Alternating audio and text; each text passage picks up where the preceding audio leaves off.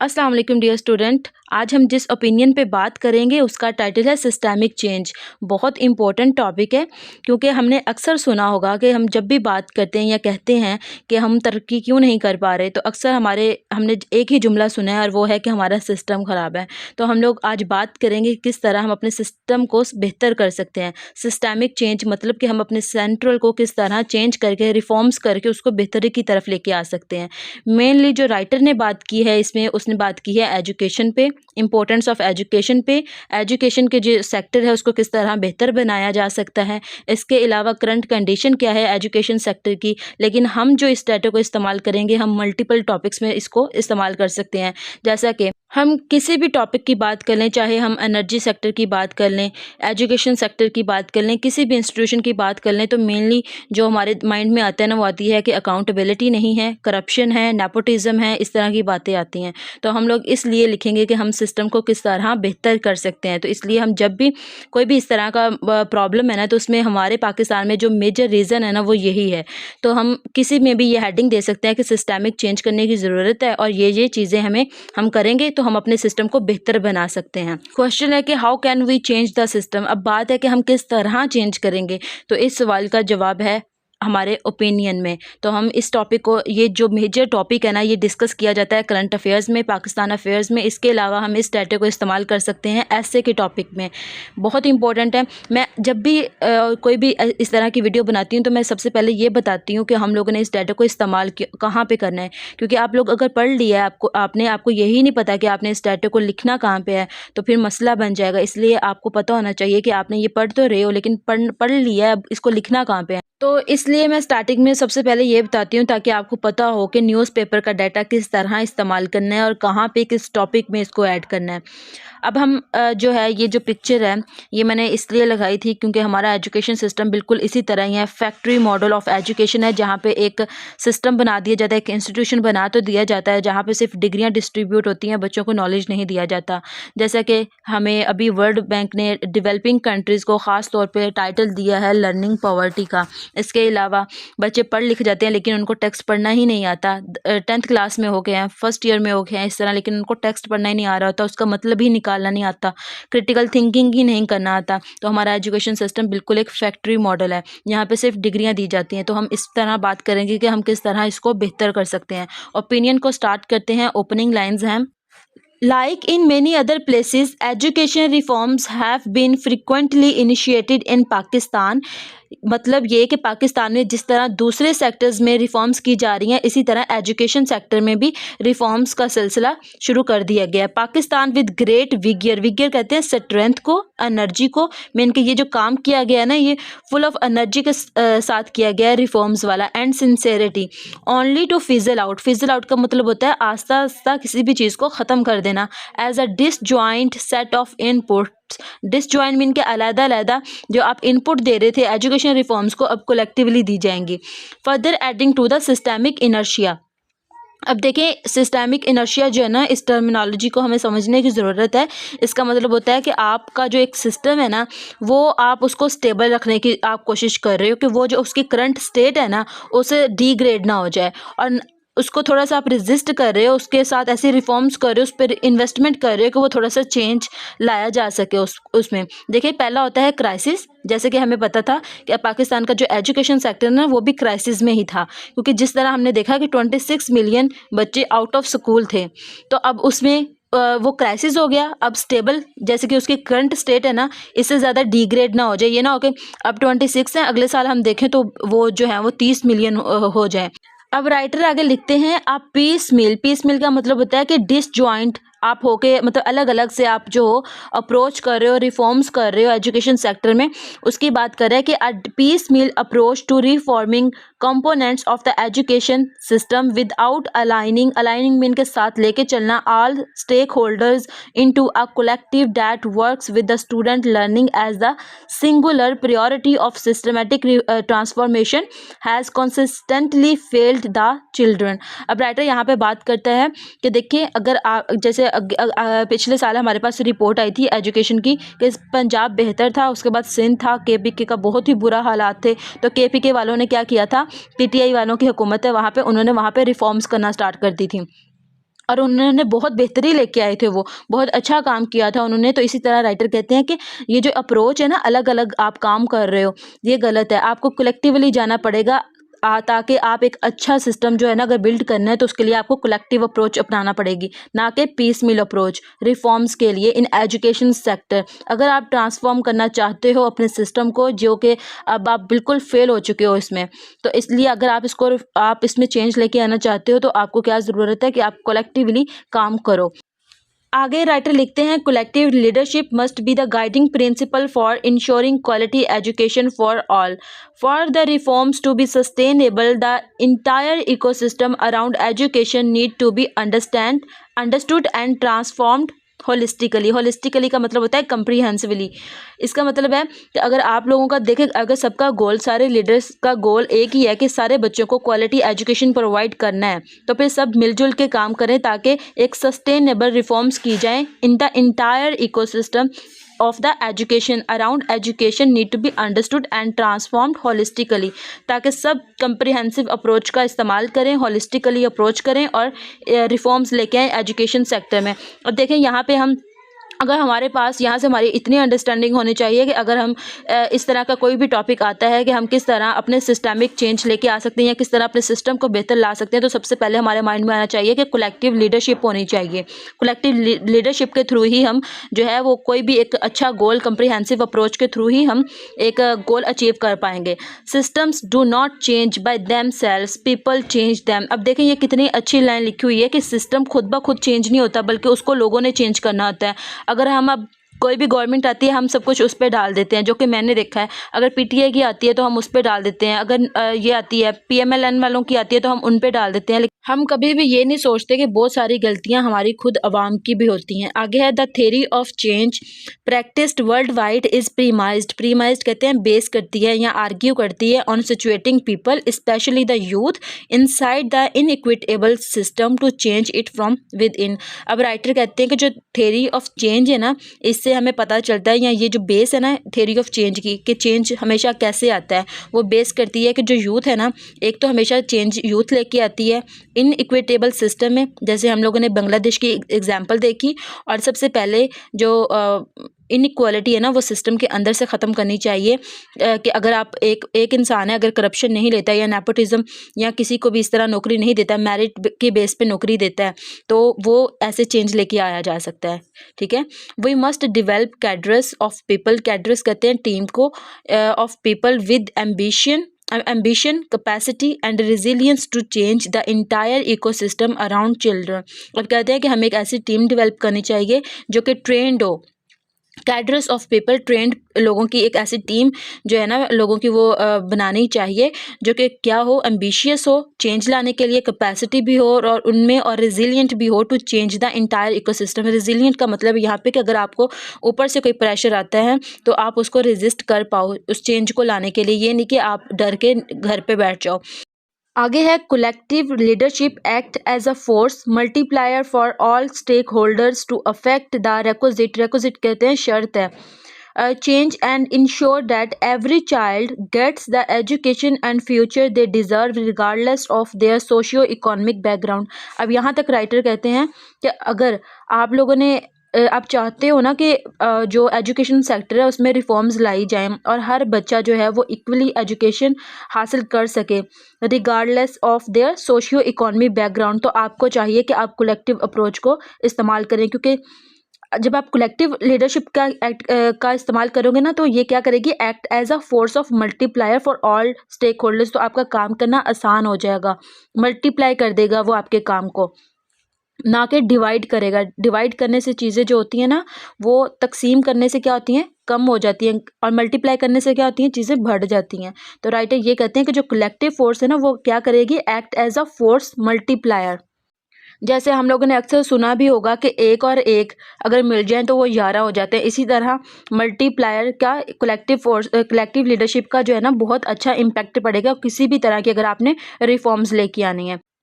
Collective leadership must be the guiding principle to ensure quality education for all, ये सारी ऊपर वाली ही बात थी। आगे राइटर लिखते हैं, one may ask what is this ecosystem.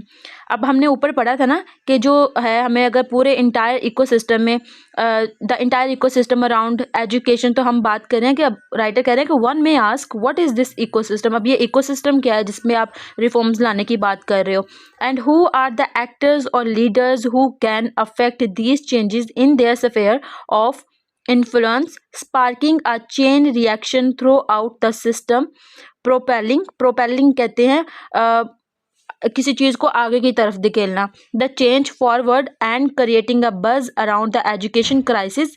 देखिए यहाँ पे राइटर ने बहुत अच्छी बात की है, उसने एजुकेशन सेक्टर नहीं कहा, उसने कहा है कि एजुकेशन इकोसिस्टम। अब राइटर कहते हैं कि आप पूछ सकते हो कि इकोसिस्टम से क्या मुराद है, तो राइटर कहते हैं कि आप ये भी पूछ सकते हो कि हु आर द एक्टर्स और leaders who can affect these changes, mean के इकोसिस्टम में ऐसी क्या चीज़ें आती हैं जो कि इन सारी चीज़ों को इन्फ्लुएंस करती हैं, इन चीज़ों पे असरअंदाज करती हैं और किस तरह हमें अपना गोल अचीव करने में मदद भी दे सकती हैं, और ऐसी क्या चीज़ें हैं जो कि कर रही हैं। एंड क्रिएटिंग अ बज़ कहते हैं किसी चीज़ को नीचे की तरफ लेके आना, creating a buzz around the education crisis, और ऐसी क्या चीज़ें हैं जो कि हमें जो है मूव फॉरवर्ड कर रही हैं एजुकेशन क्राइसिस में। ऐसी क्या चीज़ें हैं जो कि बच्चों को मजबूर कर रही हैं, जिसकी वजह से हमारे जो है 26 मिलियन बच्चे आउट ऑफ स्कूल है। ऐसी क्या चीज़ें हैं, तो ये सारी चीज़ें इकोसिस्टम में आती हैं, एजुकेशन क्राइसिस की तरफ लेके जा रही हैं, या 26 मिलियन किस वजह से बच्चे जो हैं वो आउट ऑफ स्कूल हैं। तो हमें पता होना चाहिए कि जो सबसे पहली रीज़न है ना वो है पॉवर्टी। दूसरी रीज़न है कि बच्चों के पास इतने पैसे नहीं है कि वो स्कूल में जाके इतनी इतनी महंगी जो है स्कूल है उनकी फ़ीसें अदा कर सकें। तो सबसे मेजर प्रॉब्लम्स हमारे माइंड में जो मेजर है ना वो यही आते हैं। आगे राइटर लिखते हैं, a child's home, community, school, policy framework and civil society are the part of their education ecosystem. अब राइटर ने ऊपर कहा था ना कि एजुकेशन इकोसिस्टम में किस तरह रिफॉर्म्स लेके आई जा सकती हैं, तो अब राइटर बता रहे हैं कि इकोसिस्टम में चीज़ें कौन कौन सी हैं। तो तो कहते हैं, राइटर कहते हैं कि चाइल्ड का जो घर है वो है, क्योंकि घर के जैसे हालात होंगे वैसा ही उसकी एजुकेशन होगी ना। कम्युनिटी बेस है, स्कूल है, policy framework and civil society are the part of their education ecosystem. अब हम इनके एक एक सेक्टर पे एक एक पॉइंट पे अलग से कई मिनट बात कर सकते हैं, लेकिन हम सिर्फ आगे इसको ओपिनियन पढ़ना है हमने, तो इसलिए ओपिनियन को कंप्लीट करते हैं। सबसे पहले तो, students do not walk into a classroom alone. अब राइटर कहते हैं कि जो तालिब इल्म है ना वो सिर्फ स्कूल में एक अकेला दाखिल नहीं होता, बल्कि वो बहुत सारी चीज़ें अपने साथ लेके आता है। और वो कौन कौन सी चीज़ें हैं, they bring their families, socio economic circumstances, neighbourhood challenges and the cultural makeup of their community with them. अब देखें, एक जो स्टूडेंट है ना वो अपने साथ सिर्फ खुद ही नहीं आता, बल्कि उसके घर की जो कंडीशंस होती हैं उसके माइंड में बहुत सारी चीज़ें चल रही होती हैं साइकोलॉजिकली। और अगर हम करें कि वो उनके घर की कंडीशन कैसी है, क्या उनके जो अगर तो उनके घर के हालात नहीं ना ठीक, तो बच्चे का खुद ब खुद ही दिल जो है ना वो कम करेगा पढ़ने में, क्योंकि वो बहुत एक साइकोलॉजिकली एक सिचुएशन, क्रिटिकल सिचुएशन से गुजर रहा है। इसके अलावा है, राइटर लिखते हैं कि neighbourhood challenges and the cultural makeup of the community. अब अगर एक लड़की है वो केपी के इलाके में है, में पढ़ रही है, तो वहाँ पे कितने कल्चरल बैरियर्स हैं, तो वहाँ पे लड़कियाँ कैसे एजुकेशन हासिल कर सकती हैं, तो वो बहुत कंजर्वेटिव एरिया है। तो इस वजह से राइटर कहते हैं कि जो कल्चरल मेकअप है ना वो भी बड़ा इस पे इम्पेक्ट करता है। अब जो हमारे पास रिपोर्ट आई थी ना 26 मिलियन बच्चे आउट ऑफ स्कूल हैं, उसमें ज़्यादातर तादाद जो थी वो गर्ल्स की थी। इसके अलावा हमने देखा था कि जो अभी हमारे एक जो है वो मीटिंग हुई है, कॉन्फ्रेंस हुई है जिसमें मलाला यूसुफ ने एड्रेस किया है, वो बेसिकली गर्ल्स एजुकेशन पे हुई है। तो ये सारी चीज़ें हमारे इकोसिस्टम में आती हैं एजुकेशन में, जो कि हमें जो है इस क्राइसिस से निकलने नहीं दे रही हैं। In other words, the heavy school bag everyone talk about may appear light compared to the social and emotional baggage that weights children's down and prevent learning। अब राइटर यहाँ पे कहते हैं कि अगर हम बिल्कुल आसान लफ्ज़ों से या दूसरे लफ्ज़ों में बात करें ना, तो हर कोई कहता है कि बच्चों के स्कूल बैग्स बहुत हैवी हैं, इस पे तो हर कोई बात कर रहा है क्योंकि वो सबको नज़र आ रहे हैं। लेकिन ऑन द अदर साइड जो इमोशनल, सोशल और ये सारे इमोशनल एंड सोशल जो वो चैलेंजेस लेके जा रहा है, उसका जो इतना हैवी बोझ है, उसका जो उसने इतना वज़न उठाया हुआ है, उस पे कोई भी बात नहीं कर रहा है। बेसिकली यही एक जो बच्चा है ना उसको डाउन कर रहा है और उसको लर्निंग से रोक रहा है। तो ये राइटर ने मेजर बातें की हैं और ये बहुत इंपॉर्टेंट बातें थी जो हमें अपने पेपर में लाजमी लिखनी चाहिए। आगे है, agencies and leadership development at every level of this ecosystem. Of this ecosystem से मुराद है जो हम लोगों ने ऊपर पढ़े हैं पॉइंट्स, उनकी बात कर रही हैं. Is imperative. इम्पेरेटिव कहते हैं बड़े इंपॉर्टेंट हैं या ज़रूरी हैं to developing a pipeline of human resource capable of envisioning. Envisioning का मतलब होता है इमेजिन करना and implementing transformative change in education and all associated sector. अब जैसे कि हमने ऊपर पढ़ा था ना कि राइटर ने कहा था कि ये सारे जो इकोसिस्टम है ना वो इम्पैक्ट करता है बच्चों की लर्निंग पे. अब यहाँ पे वही बात कर रहे हैं कि अगर तो जो एजेंसीज या लीडरशिप है ना उनको चाहिए कि वो सारे ये जो इकोसिस्टम है ना इनको अच्छे से डेवलप करें ताकि ये जो है ना ये ट्रांसफॉर्मेटिव चेंज लाने में मदद कर सकें in every sector associated sector of education. क्योंकि राइटर कहते हैं कि neither the number of schools and quality of their infrastructure not the textbooks and curriculum alone can ensure that all children realise their potential. अब writer कहते हैं कि सिर्फ जो है ना अगर आप स्कूल्स बना दो, ज़्यादा से ज़्यादा नंबर्स ऑफ स्कूल्स बना दो, इसके अलावा बहुत अच्छा इंफ्रास्ट्रक्चर वहाँ पे डेवलप कर दो, इसके अलावा बहुत अच्छी हाई क्लास टेक्स्ट बुक्स हों, अच्छा सिलेबस हो, ये सिर्फ रहेगा जाएगा जब तक आप इसके पूरे इकोसिस्टम पे काम नहीं करते हो. जो पूरा इकोसिस्टम है ना उस पे हमें बात करनी चाहिए. क्योंकि देखिए बच्चा स्कूल ही नहीं आएगा अगर उसकी घर की कंडीशन ख़राब है तो वो इम्पैक्ट करेगा ना. तो राइटर कहते हैं कि आपको पूरे इकोसिस्टम पे काम करना पड़ेगा, उनके सोशियो इकोनॉमिक सर्कमस्टांसेस देखना पड़ेंगे. Research worldwide bears witness that communities with voice and governance structures geared towards the responsiveness and accountability drive need appropriate allocation of resources. A simple way of ensuring the system is equitable. Writer कहते हैं कि अगर आपने किसी भी sector में जो है ना वो करनी है ना रिफॉर्म्स लेके आनी है या आप चाहते हो कि उसका स्ट्रक्चर बहुत अच्छा रहे और तरक्की की तरफ जाए तो उसके लिए क्या चीज़ें ज़रूरी हैं. Community with voice, governance structure अच्छा होना चाहिए, किसके साथ, अकाउंटेबिलिटी के साथ वो अच्छा होगा, और रिस्पॉन्सिव होने के साथ साथ अगर आपने कोई एप्लीकेशन दी है तो साथ ही आपको रिस्पॉन्स मिले. तो राइटर कहते हैं कि गवर्नेंस स्ट्रक्चर किस तरह बेहतर होगा, रिस्पॉन्सिवनेस के साथ, अकाउंटेबिलिटी के साथ. और इन दोनों चीज़ों के लिए क्या चीज़ें ज़रूरी हैं, नीड एप्रोप्राइएट एलोकेशन ऑफ रिसोर्सेज. इस वजह से ही हम अगर आप जो हो अगर किसी ने करप्शन किया है तो कम्युनिटी विद वॉइस होगी तो वो इसके ख़िलाफ़ एहतजाज करेगी, फिर करप्शन नहीं ना होगी. तो राइटर ये कहते हैं कि रिसर्च वर्ल्ड वाइड. अब देखिए हम एक पॉइंट ये भी लिख सकते हैं कि अगर हमने अपना सिस्टम चेंज करना है ना तो उसके लिए कम्युनिटी को अपनी वॉइस राइज करना पड़ेगी, और दूसरी साइड पे हमें अपने गवर्नेंस स्ट्रक्चर को बेहतर करना है ना तो अकाउंटेबिलिटी लाने के लिए आपके पास इतने रिसोर्सेज भी होने चाहिए. अगर एक पुलिस मैन अगर उसको इतने रिसोर्सेज ही नहीं दिए जाएंगे तो वो किस तरह आपका जो केस है वो सॉल्व कर पाएगा. तो फिर उसको जब अपनी ज़रूरियात पूरी करनी है, अपना काम करना है तो वो आपसे रिश्वत लेगा.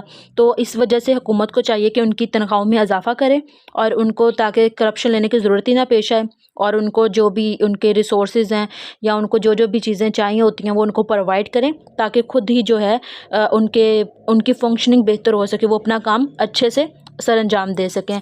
आगे राइटर लिखते हैं globally 7 out of 10 children in mid to low income countries can not comprehend a written text by age 10. अब राइटर कहते हैं कि अगर हम ग्लोबल लेवल पे बात करें ना तो एक सर्वे के मुताबिक हर 10 में से जो है ना वो 7वां बच्चा इस इनएबिलिटी का शिकार है कि वो टेक्स्ट को कम्प्रीहेंड नहीं कर पाएगा, समझ ही नहीं पाएगा, और उसकी एज जो है ना वो 10 ईयर है.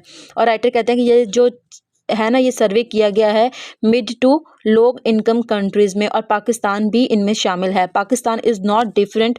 Most children are 4 to 5 years behind their grade levels is in learning over. Mean कि वो पीछे हैं कि हर जो है ना 4 और 5 साल के जो बच्चे ना most children are 4 to 5 years behind their, पीछे हैं अपने ग्रेड लेवल से, कि वो जो है वो लर्न नहीं कर पा रहे उतना जितना कि उनकी एज या उनकी क्लास के लेवल तक उनको करना चाहिए था. Over the past 15 years, the Tech for All network has learned from more than 60 partner organization across the continent. अब यहाँ तक राइटर ने एक बताइए कि पिछले 15 सालों से ना एक नेटवर्क है जिसका नाम है टेक फॉर ऑल, मीन के हर किसी के लिए तालीम दी जा रही है, और उनकी 60 पार्टनर ऑर्गेनाइजेशन है across the continent.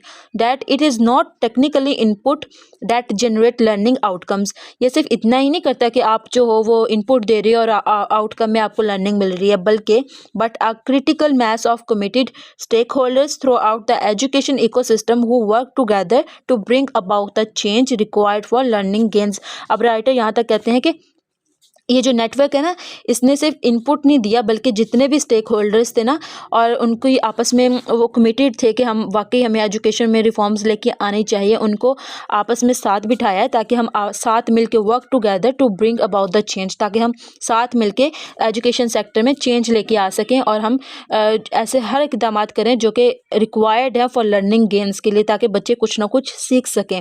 This critical mass or collective leadership, as we call it, exercise agencies from every level of the ecosystem.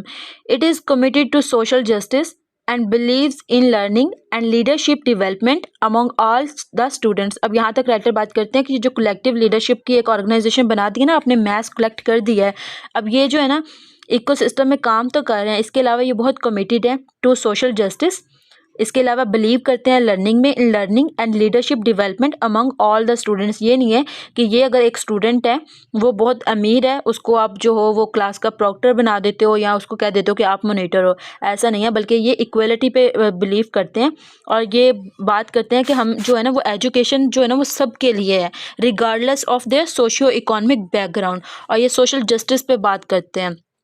कौन बात करते हैं? हमारे जो लीडरशिप हैं, जो कमिटेड हैं एजुकेशन सेक्टर में रिफॉर्म्स लाने के लिए।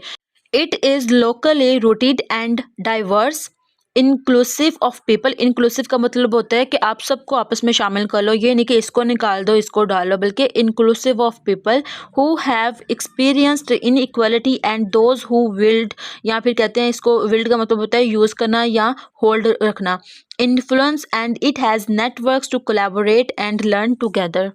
अब देखिए ये सारी बातें हमारी यहाँ से स्टार्ट हुई थी ना, टेक फॉर ऑल नेटवर्क, ये यहाँ तक यही सारी बातें हो रही हैं कि ये जो टेक फॉर ऑल नेटवर्क है ये सबके लिए एजुकेशन लेके आना चाहता है। ये नहीं है कि ये अमीर है इसके लिए होनी चाहिए, ये गरीब है ये इसके लिए नहीं होनी चाहिए, ऐसा नहीं है, बल्कि ये इक्वलिटी पे बात कर रहा है। The current system is not working. अब राइटर जो है ना वो करंट सिस्टम पे बात कर रहा है, करंट सिनेरियो पे बात कर रहा है कि अब की क्या हालात हैं हमारे एजुकेशन के। तो the current system is not working for most children due to the misplaced priorities, inefficiencies and inequalities। अब राइटर कहते हैं कि आजकल का जो हमारा अब का एजुकेशन सिस्टम है ना वो प्रॉपरली काम नहीं कर रहा। क्यों नहीं काम कर रहा? किसकी वजह से? मिसप्लेस्ड प्रायोरिटीज़, क्योंकि उनकी प्रायोरिटीज़ कुछ और हैं।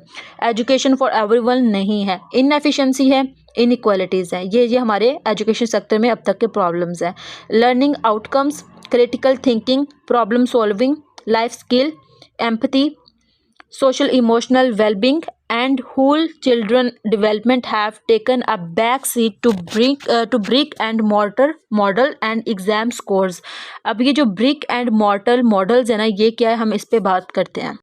ये जो मैंने स्टार्टिंग में एक इमेज लगाई थी ना थंबनेल पे, ये उसकी बात कर रहा है कि आप जो हो ना आपने एक, जिस तरह स्टोर्स बनते हैं ना कि यहाँ से आके एक, जैसे एक फैक्ट्री काम कर रही है उसके मल्टीपल स्टोर्स बन गए हैं, ठीक है, आप यहाँ से जाके चीज़ परचेज़ कर सकते हो। सेम एज़ ना आपने एक फैक्ट्री बना ली है, एक एजुकेशन बना ली है, एक इंस्टीट्यूशन बना ली है, अब आपने उसके ना अलग अलग स्टोर्स जो है ना वो अलग अलग शहरों में, गाँव में और इस तरह लगा दिए हैं आपने, और वहाँ पे लोग आते हैं, फ़ीस देते हैं और डिग्री लेके चले जाते हैं। ये है brick and मॉर्टल model and exam scores. और लोग, बच्चे जो है ना वो एजुकेशन हासिल करते हैं सिर्फ एग्ज़ाम स्कोर के लिए। ये बहुत मेजर प्रॉब्लम है हमारे आजकल के एजुकेशन सेक्टर में। अब जब रिज़ल्ट आते हैं तो हम देखते हैं कि 1100 में से 1100 नंबर आए होते हैं और हम परेशान होते हैं कि सीरियसली, जब हम थे तो तब तो इतने नंबर सिर्फ टॉपर्स के आते थे। तो राइटर कहते हैं कि जो learning outcomes, critical thinking, problem solving, life skills, empathy, मैंने के बच्चों को सिखाना कि आपने मतलब थोड़ा सा सिखाना बच्चों में एम्पैथी डालना कि आप किसी के साथ किस तरह हमदर्दी कर सकते हैं, अगर आप उनकी जगह पे होते तो आप कैसा फील करते, ऐसी कोई चीज़ नहीं डाली गई बच्चों में।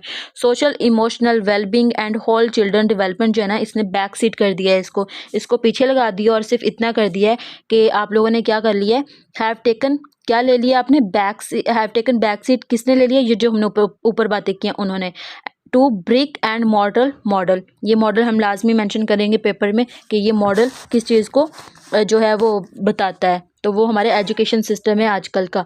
Youth world wide faced multiple challenges climate change, जैसे कि हमने देखा कि जब क्लाइमेट चेंज होता है, जब बहुत ज़्यादा गर्मियाँ होती हैं तो बच्चों को तब छुट्टियाँ हो जाती हैं, जब बहुत ज़्यादा स्मोक होती है तो बच्चों को छुट्टियाँ हो जाती हैं। तो आजकल ये हमारी एजुकेशन में एक मेजर प्रॉब्लम है। ये भी एआई बेस्ड ऑटोमेशन, जो काम बच्चे कर रहे थे एजुकेशन हासिल करके, वो अब क्या कर रही है, एआई कर रही है। इसके अलावा इसने हमारी क्रिटिकल थिंकिंग पे भी एक बहुत बड़ा ताला लगा दिया, क्योंकि हम हमेशा जब भी हमें कोई मसला होता है हम सबसे पहले खोलते हैं गूगल को या फिर चैट जीपीटी को। AI based automation, force displacement, जैसे कि हमने देखा आजकल यही सब कुछ चल रहा है। वॉर्स हुई हैं बहुत ज़्यादा, इसका बहुत साइकोलॉजिकल इम्पैक्ट पड़ा है। अगर हम सिर्फ गज़ा की ही बात कर लें तो उतना ही बहुत होगा। Internal conflicts rising, push back against immigrations, gender based violence and economic downturn leading to the unemployment. अब ये देखें आप, ये सारे मसले हैं ना, इस पे आप लिख सकते हैं अलग अलग से कि ये चैलेंजेस हैं, क्यों चैलेंजेस हैं, वजह क्या है, इसका इम्पैक्ट क्या हो रहा है हमारी लर्निंग पे। आगे राइटर लिखते हैं कि अगर आपने इसको बेहतर बनाना है तो हम किस तरह बेहतर बना सकते हैं। To improve their chances of surmounting कहते हैं ओवरकम करना किसी चीज़ को। These hurdles we must develop them as a leader of a better future for them self, their communities and our planet. Writer कहते हैं कि अगर आप चाहते हो ना कि अगर आप आगे वाले जो नस्लें हैं उसको बेहतर बना सको, तो अपने एजुकेशन सेक्टर को बेहतर करें, इनको ओवरकम करें, जो जो भी रुकावटें हैं, हर्डल्स हैं, उनको ओवरकम करेंगे तो ही चांसेस हैं इस चीज़ के कि आप जो हो अपने स्टूडेंट्स को एज अ लीडर डेवलप कर सको, of a better future for themself, उनके लिए एक अच्छा लीडर बना सको, and their community and our planet. More than reforms that address a few existing challenges through technical intervention and without questioning the premise and logic of the system, a transformation is needed to make learning outcomes the centerpiece of the education system and shift the purpose, principle, and practices guiding it according to the present context and the future challenges। अब देखिए writer कहते हैं कि जो अब तक reforms हुई हैं ना, बहुत ज़्यादा रिफॉर्म्स हुई हैं, लेकिन उन्होंने बहुत कम जो एग्जिस्टिंग चैलेंजेस हैं ना, जो अब तक के चैलेंजेस हैं उनको बहुत कम सॉल्व किया, एड्रेस किया है। इसके अलावा राइटर कहते हैं कि अगर आप चाहते हो ना ट्रांसफॉर्मेशन, तो सबसे पहले एजुकेशन का मतलब क्या होता है, लर्न करना ना, तो लर्निंग तो हो नहीं रही। तो राइटर कहते हैं कि ट्रांसफॉर्मेशन बहुत ज़्यादा ज़रूरी है, क्योंकि ये क्या है, centre piece of the education system है, ठीक है। And the shift the purpose, principle and practice guiding it according to the present context and the future challenges. और इसको बिल्कुल इसी तरह ही होना चाहिए, अपना जो है वो निसाब चेंज करें जो कि आउटडेटेड हो चुका है, इसको अकॉर्डिंग टू द फ्यूचर करें, कि क्योंकि ये वाले बच्चों ने आगे फ्यूचर में जाके ग्लोबल लेवल पे कम्पीट करना है। इसको present context and the future challenges को ओवरकम करने के लिए इसके मुताबिक हमारा सिलेबस होना चाहिए। ये थी आज की वीडियो, उम्मीद करती हूँ आपको पसंद आई होगी। आप कमेंट सेक्शन में लाजमी बताया करें। इसके अलावा वीडियो को लाइक किया करें और चैनल को सब्सक्राइब भी किया करें, क्योंकि मैं बहुत मुश्किल से वीडियोस बनाती हूँ। जैसे कि मैंने आपको बताया था कि मैं भी कॉम्पिटिटिव एग्ज़ाम की तैयारी कर रही हूँ, तो बहुत मुश्किल होता है टाइम निकाल के वीडियो अपलोड करना। वैसे तो ये टॉपिक थोड़ा सा पुराना था, 14 जनवरी का था, लेकिन मैंने पढ़ा ही आज है, क्योंकि मैंने आपको बताया था कि न्यूज़पेपर मुझे भी थोड़ा सा लेट मिलता है, तो मैं डेली बेसिस पे अपलोड नहीं कर सकती, लेकिन इम्पोर्टेंट था। न्यूज़पेपर का डाटा जो है ना वो कभी भी पुराना नहीं होता। देखिए ये जो हमारे सिस्टम में रिफॉर्म्स लाने की ज़रूरत है, ये तो यही रहेंगी, हमारे प्रॉब्लम्स भी यही रहेंगे, तो ये हमें ये पुराना भी हम पढ़ लेते तो इसमें कोई दिक्कत नहीं थी। तो इम्पोर्टेंट था, इसलिए मैंने आज वीडियो बनाई है। बाकी इंशाल्लाह कोशिश करेंगे कि साथ साथ कोई ना कोई आर्टिकल जो सबसे ज़्यादा इम्पोर्टेंट हो उस पर वीडियो बनती रहे।